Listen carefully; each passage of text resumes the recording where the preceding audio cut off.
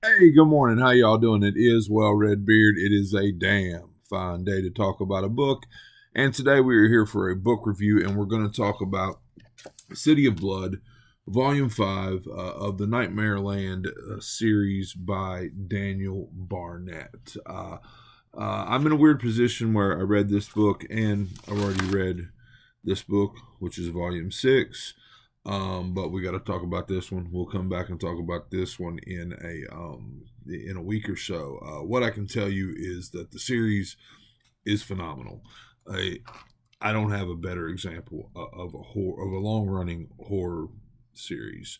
It's my favorite. There's no question about it. This book right here solidified that. It put everything else to bed.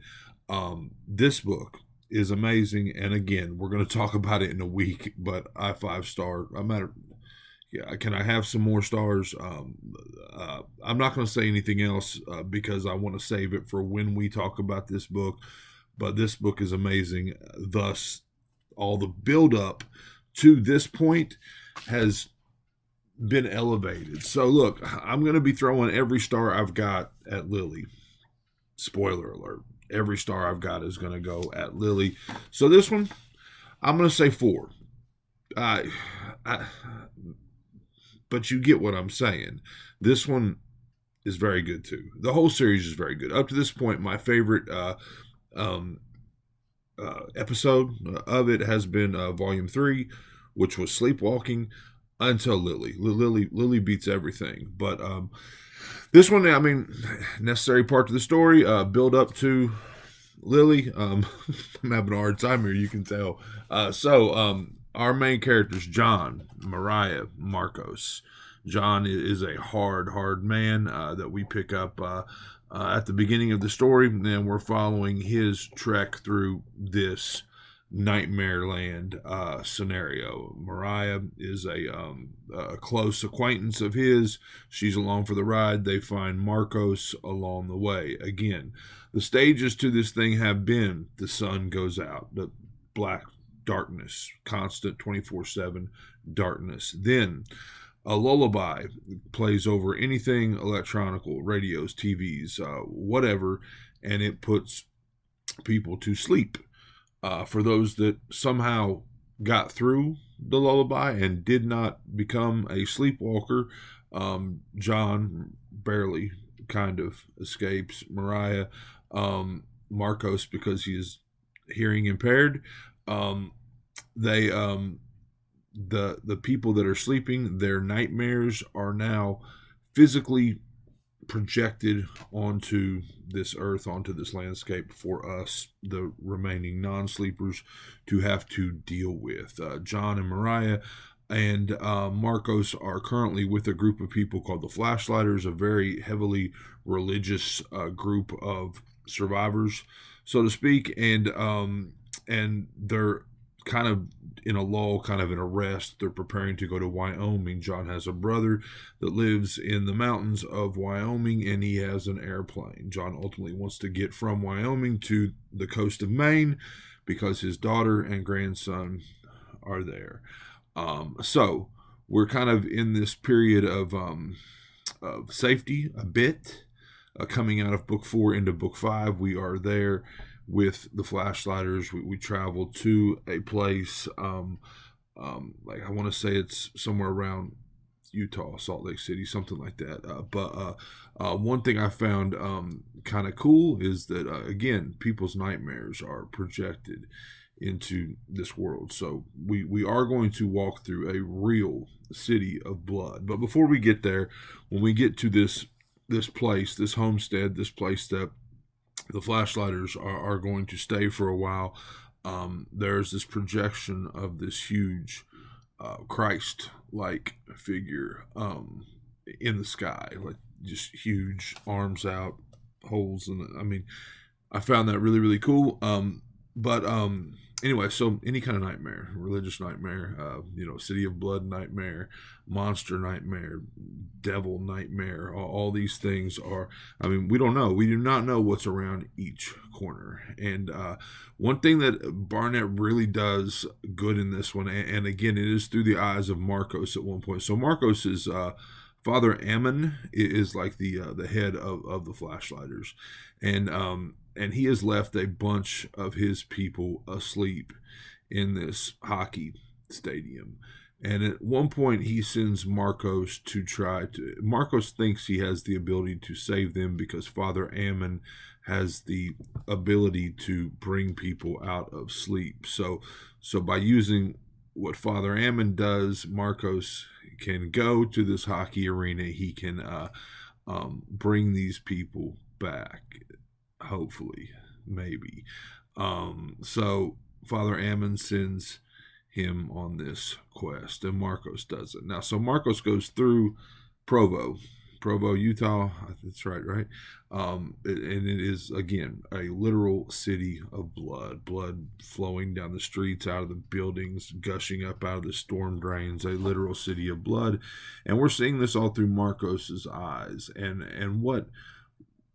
like, I felt a lot of confusion, a lot of disorientation in those parts, and at first I was like, I didn't struggle with it, but then I thought about it, and you know how like in a real nightmare, like it's not just what you're afraid of, like it's not just the big bad or the person chasing you or whatever is going on. I mean, because you are asleep, because it is a nightmare, there's beyond the fear, there is that confusion and disorientation and things being out of place, and like your I mean, your dream may be taking place in your home, but things are different, and there's just disorienting, right? I mean, Barnett writes that, like he writes that into these situations. So then he puts you there, like there is a threat, there's something that we have to get past,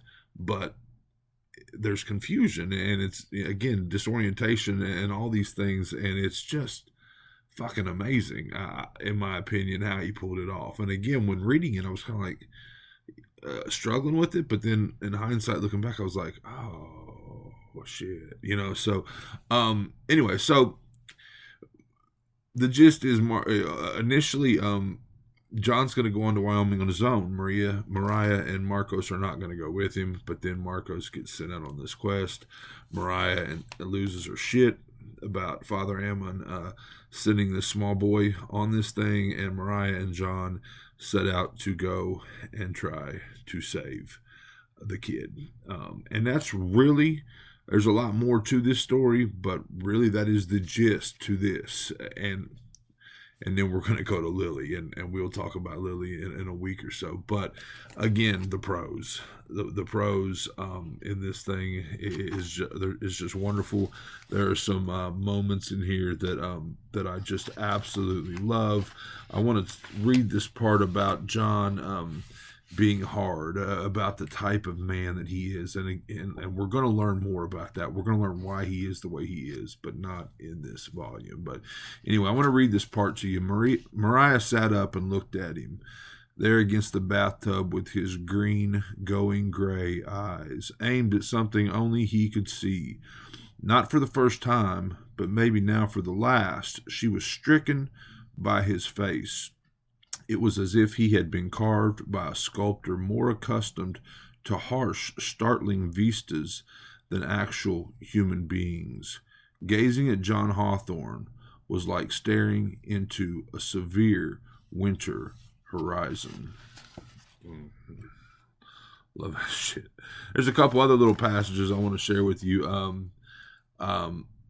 So there's this whole bit about Marcos when he's in the City of Blood, and he's living these nightmares. This bit like you ever like reach for something in a dream and like it's not what you expected it to be. Like you thought it was this, and like there's this weird mix up with him, and a gun being a sandwich and a sandwich being a gun. I mean, again, at the time I was like, what the fuck?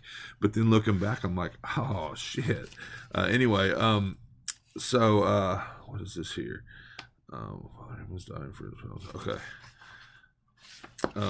There's one part in here where, so Father Ammon is an old man. I don't know that I can, all right. So at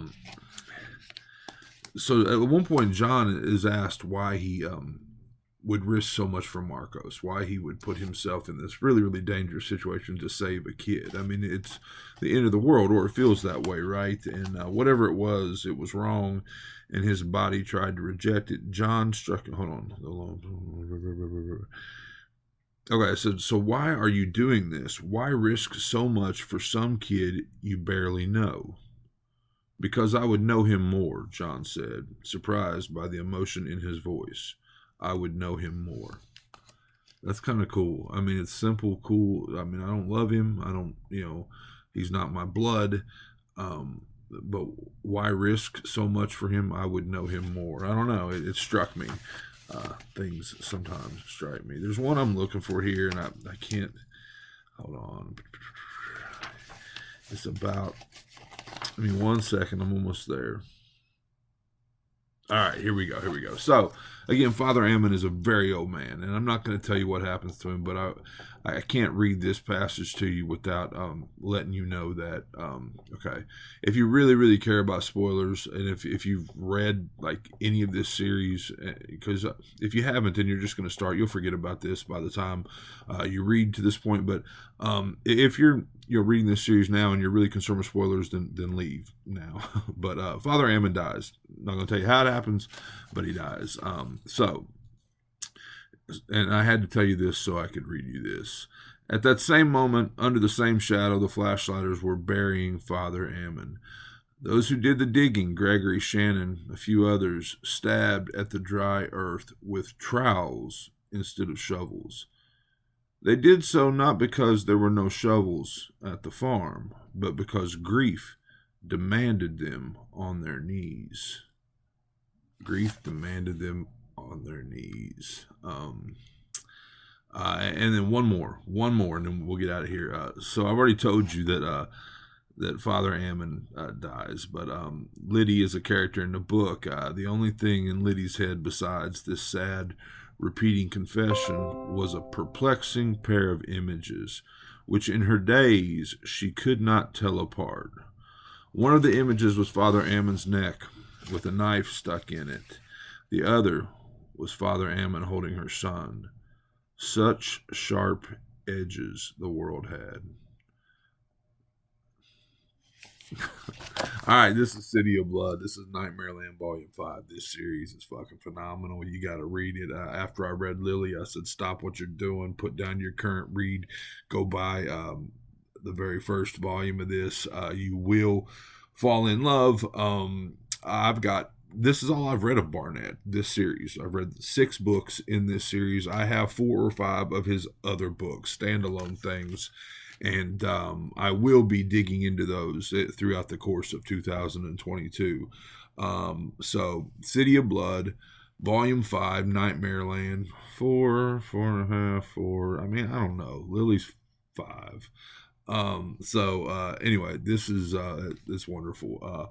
Well, Redbeard, I hope you enjoyed it. I hope you're enjoying all your books, all of them, as much as I am. If not, you are reading the wrong damn books.